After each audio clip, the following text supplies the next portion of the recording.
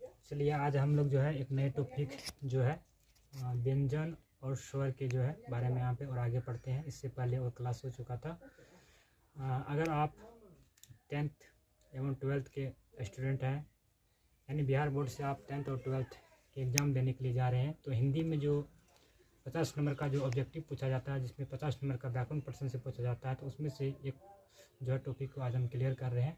तो आप लोगों से उम्मीद है कि ये वीडियो आप लोग ज़रूर देखिएगा।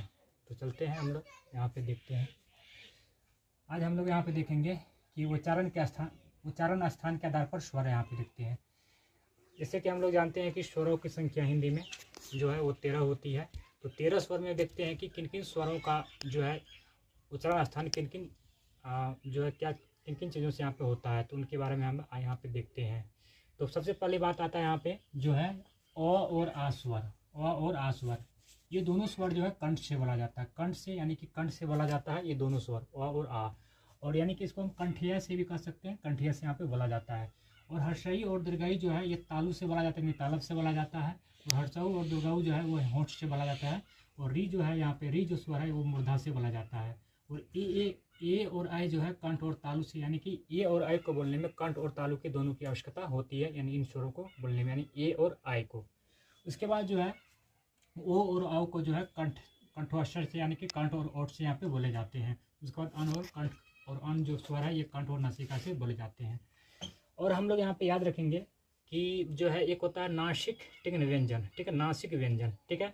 तो नासिक व्यंजन क्या होता है, तो प्रत्येक वर्ग का 5वां जो वर्ण होता है, प्रत्येक वर्ग यानी क वर्ग, उसके बाद जो है च वर्ग, ट वर्ग, त वर्ग और त वर्ग और प वर्ग, यानी कि क वर्ग का, जैसे कि यहाँ पे हम बोले कि प्रत्येक वर्ग का 5वां वर्ण जो है वो नासिक वर्ण कहलाता है, ठीक है, नासिक वर्ण कहलाता है।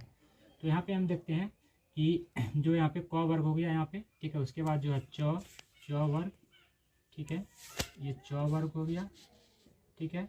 इसके बाद ये ट वर्ग हो गया, ये ट वर्ग हो गया, और ये यहाँ पे त वर्ग हो गया, ठीक है, ये त वर्ग यहाँ पे हो गया। उसके बाद ये प वर्ग, ठीक है, ये प वर्ग हो गया। तो हम अभी क्या बोलें कि प्रत्येक वर्ग का 5वां वर्ण, ठीक है, प्रत्येक वर्ग का 5वां वर्ण जो है नासिक जो वर्ण कहलाता है। यानी प्रत्येक वर्ग, यानी क वर्ग का 5वां वर्ण अंग हो गया, च वर्ग का 5वां वर्ण य हो गया, ट वर्ग का 5वां वर्ण मूर्धन्य न हो गया, त वर्ग का 5वां न हो गया, और प वर्ग का 5वां वर्ण म हो गया।